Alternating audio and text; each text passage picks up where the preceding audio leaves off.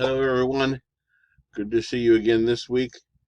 We're continuing our introduction to the Christian Scriptures, taken from our textbook written by Arterbury, Bellinger, and Dodson.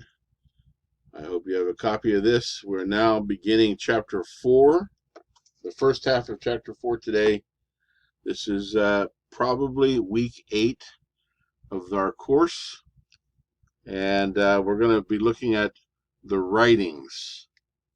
So let's jump right into it. So here's our outline, the context of the writings. Hebrew poetry, parallelism.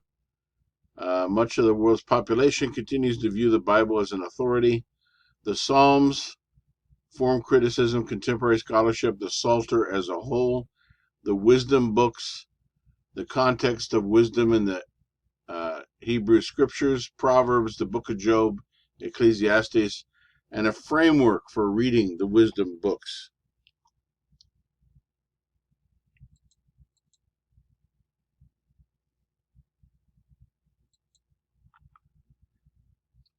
The writings are the third division of the Hebrew canon. The first, of course, is the Torah, which is the basically equivalent to the Pentateuch. It means the law. The second are the prophets, including the former and latter prophets. Among the latter prophets are the minor prophets. And the third division of the Hebrew canon is called the writings, or the Ketuvim. The last three divisions contains a great variety. The last of these three divisions, the Ketuvim, contains a great variety of literature, including the Psalms, wisdom literature, historical books, some books that are similar to novels, like Ruth and Esther. In various ways, these books all continue to interpret Yahweh's work of creation and work of covenant relationship with Israel. The writings add to the perspectives we've encountered in the Torah and the prophets, placing front and center the poetic interpretations of the narrative. So there's the Torah, the prophets, and now the third one is the Ketuvim, or the writings.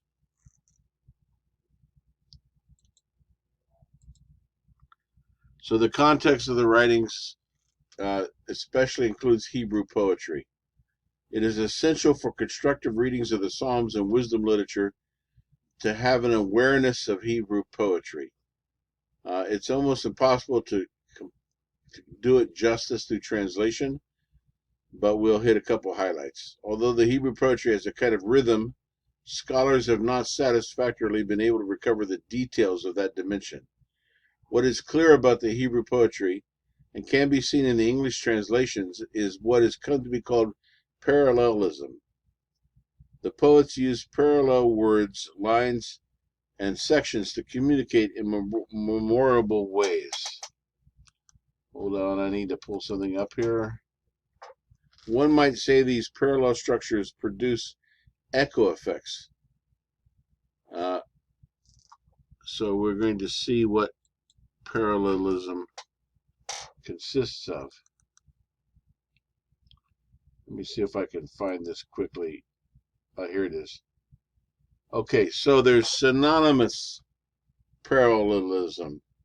This is the where the second line echoes the first line, and they're similar. An example of this is found in Psalm 19, verse 1, which says, "The heavens are telling the glory of God, and the firmament proclaims his handiwork." And so the second line reinforces the first line, basically saying, echoing and saying the same thing. The second form of parallelism is antithetic parallelism, which, as you imagine, is where the second line contrasts with the first. An example of this is Psalm 37, verse 9, that says, "For the wicked shall be cut off, but those who wait upon the Lord shall inherit the land." The wicked cut off, but those who wait upon the Lord shall inherit the land. So you see, it's a this, but this. It's a contrast between the first and second lines. That's a second form of parallelism in Hebrew poetry. A third one is stair-step parallelism, in which the second line takes the thought a step further. So we're here, we step up to the second step, and that's a stair-step parallelism. An example is Psalm 95, verse 3, "For the Lord is a great God and a great king above all gods." He's a great God, but he's also a great king above all the gods. So that's a stair-step up. So that's a little bit about Hebrew poetry. The Psalms can also be called the Psalter. Psalter being spelled Psalter. It's another name for Psalms, is the Psalter. It's based on a Latin title which reflects the name for the stringed instrument used to accompany the Psalms. And the translation of the Hebrew title, the Psalter, is the Book of Praises. So the Psalms or the Psalter is the Book of Praises. And then there's the Psalms of David. Now there's various genres of Psalms, and we're going to talk about, there's books, there's collections, there's genres. So we're going to get into all of that. A good number of the superscriptions associate Psalms with King David. Readers have often taken these superscriptions in terms of authorship, but the Hebrew preposition used with the king's name can mean a variety of things, such as for David, by David, to David, belonging to David. So he was not necessarily the author of all the Psalms that are ascribed to David, but they were the Davidic Psalms. Given the use of similar superscriptions in the Psalms and elsewhere, the phrase likely indicates that the psalm comes from the Davidic, which is the royal collection of psalms authorized for use of worship in Jerusalem. And there are 5 books of Psalms. Now these are books of Psalms. So if you want to divide the Psalms up into smaller portions, Psalms 1 through 41 would be book 1 of the Psalms. Psalms 42 through 72 is book 2. Book 3 is 73 through 89. Book 4 is Psalms 90 through 106. And finally, the last book is Psalms 107 through 150, which further breaks down into songs of ascent and the songs of praise. So let's talk about form criticism. So in the last century, scholars interpreted the Psalms primarily through the tool of form criticism. That is, central to the interpretive task has been classifying each psalm according to its form, and then asking where in ancient Israel's social and religious life these songs of this form arise. We're on page 114 of our text. The major psalm types were the hymns of praise and the prayers for help. These, if you want to divide the psalms in 2 kinds or 2 genres, hymns of praise. I'm trying to figure out which way to lean so that I can get both hands in the picture. There we go. Hymns of praise and prayers for help, which are also called psalms of lament. There's also another group called imprecatory psalms, which perhaps we'll talk about later.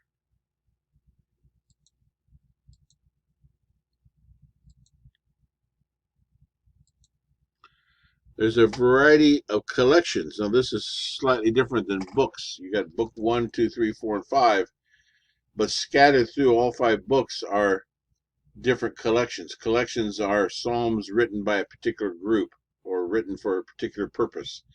We've already spoken about the Davidic collection. That would involve, there's a bunch of them in book 1. You see there's some in book 2 as well as book 5. Davidic collections. These are royal psalms written by the Davidic group. The Korahite collections and the Asaphite collection, Psalms of Asaph. And then at the end of the book of Psalms, or near the end, is the Songs of Ascents. These are songs about returning to Zion, for the exiles that are being led back to Zion and being restored. These are the Psalms collections. So, interpretation of types and forms. The major psalm types were hymns of praise and prayers for help or lament psalms. The imprecatory psalms are psalms crying out for God to rise up against the enemies of Israel or the psalm writer's enemies. The psalms come from an ancient Israel's cult or organized worship. Cult means organized worship in this context. It was centered in the Jerusalem temple. In worship, the congregation articulated in word and deed its relationship to the deity. The implication of this view is that the language of the Psalms reflects actual acts of worship. Central to the Psalms interpretation in the 21st century is the emphasis on types of Psalms and their background in the cult, the form critical approach, which is the form critical approach is the approach that tries to ask the questions, what type of psalm is this, and what was its use in the worship.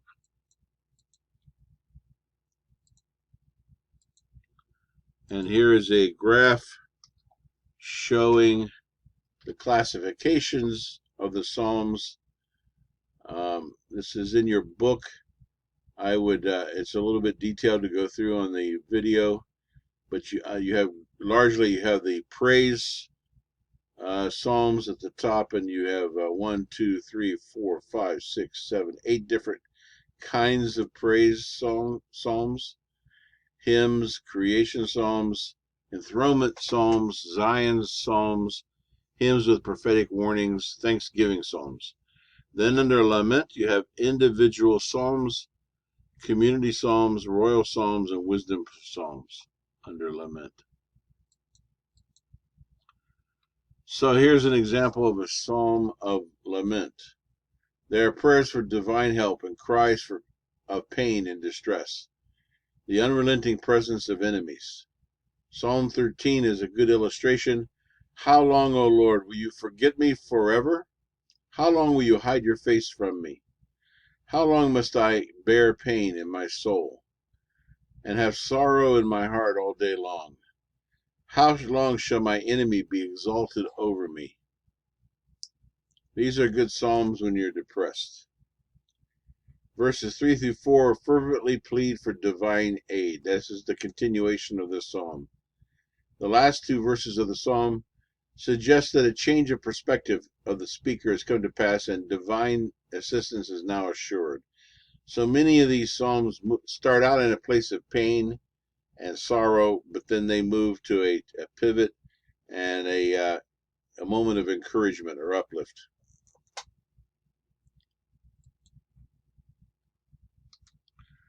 Contemporary studies of psalms, contemporary scholars are moving beyond the form critical approach, and they're starting to give a fresh emphasis to the shape of the whole book of the Psalms as a canonical and rhetorical criticism. In other words, how does the whole book of 150 Psalms fit together? Is there an introduction? Is there a middle part? Are there subpoints and then a finale? Previous generations of scholars have focused on the individual psalm texts. Those who study the Psalter in the 21st century also consider the question of how each psalm relates to the text surrounding it in the book. So this is a more holistic or global approach to studying the Psalms. And the Psalter as a whole, scholars have made various proposals for the message of the Psalter as a whole. The sequence of 150 Psalms does appear to hold significance in terms of its structure. Most scholars agree that the first two Psalms introduce the book, and there's a growing consensus that Psalms 146 through 150 form a fivefold doxology to conclude this Psalter, kind of a crescendo of praise. Book 1 of the Psalter is dominated by the initial collection of Davidic psalms. Book 2 begins with a collection of Korahite psalms, and Psalms 42 through 72 in Book 2. It continues with the emphasis on prayers from individuals in difficulties. Book 3 is a collection of the Psalms of Asaph. Book 4, which is Psalms 90 through 106, begins with a prayer of Moses, and so it takes the community of readers back to the time before the Davidic kingdom. And then the final book, Book 5, Psalm 107 through 150, reflects the context of exile and its aftermath. And it can be subdivided into songs of ascent, culminating in psalms of praise. Here's a picture of the outline if you want to look at it. Book 1, Book 2, Book 3, Book 4, Book 5. I intend to have the PowerPoint posted in the module in your class so that you can look through the PowerPoint. Some people learn best through their eyes, visual. Some people learn best through their audio, the ear. Other people learn best by doing. So I'm trying to give you as many different avenues of learning this as possible. All the quiz questions should be answered in the PowerPoint and in this video. Now we come to the wisdom books. The biblical scholars traditionally designate the books of Proverbs, Job, and Ecclesiastes as the wisdom books. The Hebrew term for wisdom is chokhmah.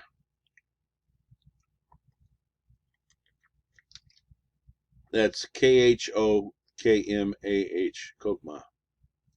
It has many meanings. The Hebrew term for wisdom, it can mean skilled or clever. The term can also suggest an encyclopedic knowledge of something. It's also used for moral discernment. Proverbs 1 through 9 personifies wisdom as the woman wisdom. In Greek terminology, it would be Sophia, the goddess of wisdom. And Yahweh speaks through the woman wisdom, or Sophia. The heart is the seat of wisdom, and the opposite of wisdom is folly. We shall see below the particular ways in which the term characterizes the books of Proverbs, Job, and Ecclesiastes. We're on page 120. So the context of wisdom, the background to these books are what some have called the wisdom movement in ancient Israel. The wisdom movement took some official status during the time of the monarchy. Before the fall of Jerusalem in the 6th century, the priority of, or the hierarchy of value or priority were on first kings, then priests, then prophets, and finally wise teachers or sages. I like to think of myself as a wise teacher or a sage, but who knows? So there you go. Kings, priests, prophets, teachers. After the fall of Jerusalem, however, the status or priority of leaders changed. There were no longer any kings. Prophets seemed to disappear from the scene. So priests led the way after the fall of Jerusalem, followed by the wise teachers. Priests and teachers.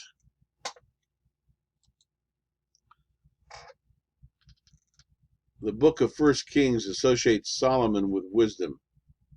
This is in 1 Kings 4, 29 through 34. It might be fair to say that the scriptures associate, there's 3 sections of the Old Testament canon, as you recall. The Torah is associated with Moses. The Psalms, which are about worship, are associated with David, King David, and the wisdom literature associated with Solomon. Creation theology stands behind wisdom. God placed wisdom in the world in the process of creation, according to this line of thinking. Living in line with wisdom brings wholeness or integrity to persons and communities, according to Proverbs. So a proverb is a compact, memorable, and applicable teaching about life. So here's some natural examples in the contemporary world. The apple does not far fall from the tree. That's one short line, but it communicates something about genetic inheritance and nurture as well as nature. The apple does not far fall from the tree. So you meet a child and you say that, implying that children tend to turn out like their parents. Another one is like mother, like daughter. These are proverbs that people repeat, and they carry some nugget of wisdom in them. These sayings in Proverbs come from a variety of types. There are comparisons that are Proverbs, and Proverbs 15, verses 16, 17. Also in chapter 16, verse 8, these are comparative Proverbs. There's similitudes. Proverbs 25, verse 11. Proverbs 26, verse 11. There's observations in Proverbs. Proverbs 10, verse 12.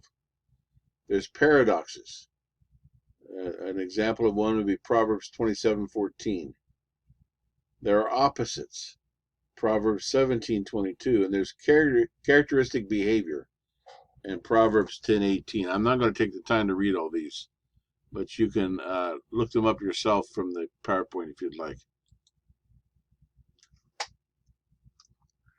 And so that brings us to ancient Near Eastern wisdom.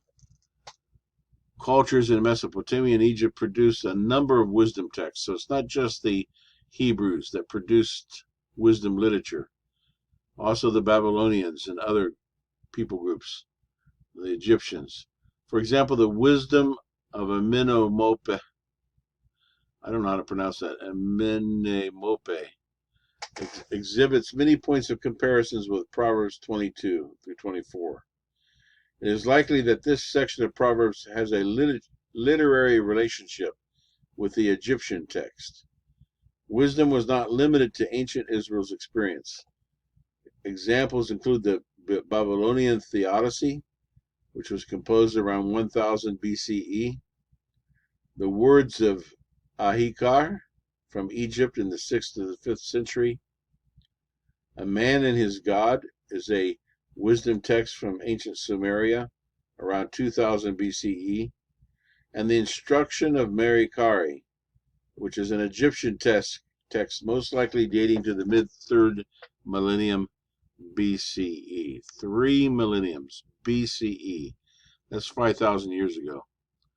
So the Hebrew wisdom literature did not occur or coalesce in a vacuum.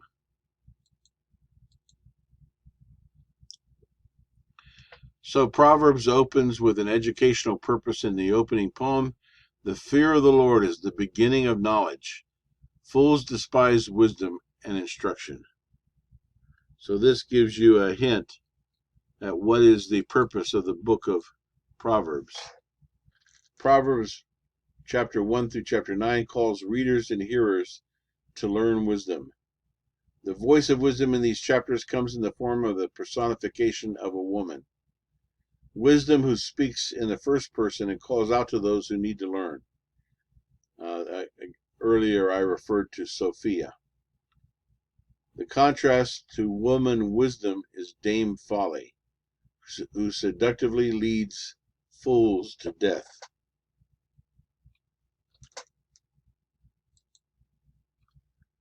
Here is an outline of Proverbs. Chapters 1 through 9 is the call to wisdom. Chapters 10 through 22 is Solomonic Proverbs. Chapter 20 through 24 is sayings of the wise. 25 through 29 are more Solomonic Proverbs. Proverbs 30 are the sayings of Agur. Proverbs 31 through 1 through 9 are the sayings of Lemuel. And Proverbs 31, 10 through 31 is the wise woman who stands in the gates on behalf of her husband.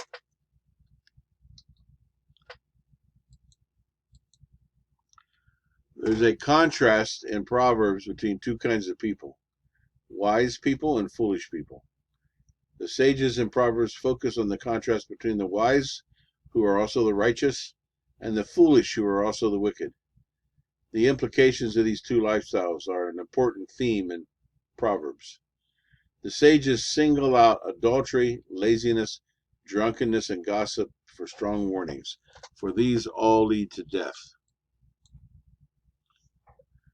Now let's talk about the book of Job. So Some of you may have read the book of Job. Job is a righteous and upright man.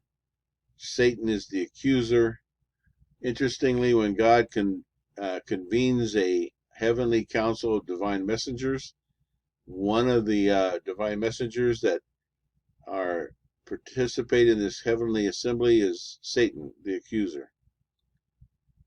Interesting thing to play with there theologically. So God says, what do you think of my servant Job? There's no one like him. He's awesome. He's cool. And Satan steps forward and said, that's because you bless him. He's awesome and he's cool because he's never been tested. He has no reason to be unhappy or to be dissatisfied with you. Let me test him and see if he really is the golden guy that you think he is. So God says, okay, go, test him. Ouch. I don't know what to say about that other than God keep me far from being a Job. So in his first test, Satan goes and he destroys his property and his children through a variety of events, and it's all like within a space of a few hours. He loses his camels, his donkeys, his sheep. They're all one after another, and it's almost funny because it makes a point of saying before the first messenger finished speaking, the second one arrived, running breathless on the scene, and before the second one finished, the third one arrived, and before the third one finished, the fourth one came and said, a strong wind arose and destroyed your house, and your children were all gathered in it, and they were all killed. And Job sits down and rips his clothes, which is a sign of repentance and lament in the ancient Near East. And he says, blessed be the name of the Lord. The Lord giveth, and the Lord taketh away. Blessed be the name of the Lord. There's a song about that too, by the way. That was very meaningful to me after my wife died. So first his property and his children are taken away from him. And still he does not curse God. He does not criticize God. And so in another assembly, God says, look, he passed the test. That's my man. I like this guy. And Satan says, well, you haven't allowed me to touch his health. Let me take his health away from him. And then let's see what he does. Oh, my God. So God says, okay, go for it. Have at him. So then the second test, he develops boils all over his body. He's sickly. And he sits there scratching these boils. And even his wife says, why don't you curse God and die? And so Job's three friends hear about all this. These are pretty good friends. Eliphaz, Bildad, and Zophar. And they show up just to be with him in his extremity. And they sit down, and I don't remember now how many days they just sit in silence with him. Sometimes the best thing you can do with a friend who is suffering is just to go be with them, but not say a word. Just keep your mouth shut and just be with them. So Eliphaz, Bildad, and Zophar come, and they sit down next to Job, and they grieve in silence with him for days. And then finally, when Job does start talking, he curses the day he was born. And, some of us have been there, right? And he continues, and chapter 28 is interrupted with a hymn to wisdom. There's an argument. All three friends take their turns telling Job what they think happened or what's going on. They all have kind of an idea of karma or divine justice, that if you do something bad, bad things will happen to you. If you do something good, good things will happen to you. And this is not biblical theology, which includes the idea of grace. So you may do bad things and God may be good to you out of pure grace. We don't get what we deserve in biblical theology. And so they're all suggesting, Job, why don't you confess? You must have messed up somewhere. You messed up. You did something wrong. Don't be ashamed. Out with it. Confess it. Let's deal with it and move on. Because there's no way all this bad stuff would happen to you unless you did something bad. And Job said, I didn't do anything. I am innocent. And they don't believe him. So these speeches go on, and then in chapter 32, a new character is introduced, a young guy. Apparently, the other three were older men who've been long-term friends of Job's. But the young buck comes along, and he's got a better idea. So he jumps in and gives 4 different speeches, basically reiterating a lot of what's already been said. Basically criticizing Job for hiding his sin and not being honest and transparent about where he messed up. And then finally in chapter 38, Yahweh says, that's it, I've had it. And he speaks out of the storm. And so now you have a divine narrator speaking. And he never really answers the question about why is this happening. Instead, he basically said, where were you when the oceans were created? Where were you when on this day and that day? In other words, I'm God, you're human. You can't question me because you can't even understand me. So Yahweh speaks out of the storm. The book does not give a satisfactory response to Job's suffering. It leaves a big mystery or question mark at the end of the book. The book rejects a necessary and consistent doctrine of reward and retribution. In other words, it's not about karma in this perspective. The book is more about an encounter with the divine in the midst of trouble than it is about a theory of suffering. The book is a meditation about the limits of human wisdom. The book of Job is partly a reaction to a simplistic understanding of Proverbs, and it's a corrective to complement Proverbs with a more complex scenario. Job protests against the wisdom of the day that claims that humans can control life. It suggests that if life has any inner reason, it is known to God alone. Ecclesiastes is also along these lines, asserts that life has order, but that the control of that order does not lie with humans. Rather, it lies with God, says the book of Ecclesiastes. And that's our presentation for today. Next week, I'll continue with the 5 scrolls, which are the second part of the Ketuvim, or the writings, and we'll continue from there. Thank you so much for your kind attention. Don't forget that we are starting up this fall with a certificate of Christian Studies and the Religious Studies Department at FIU. If you're interested, contact me or someone in the department about signing up for the Certificate of Christian Studies. Thank you very much. Take care.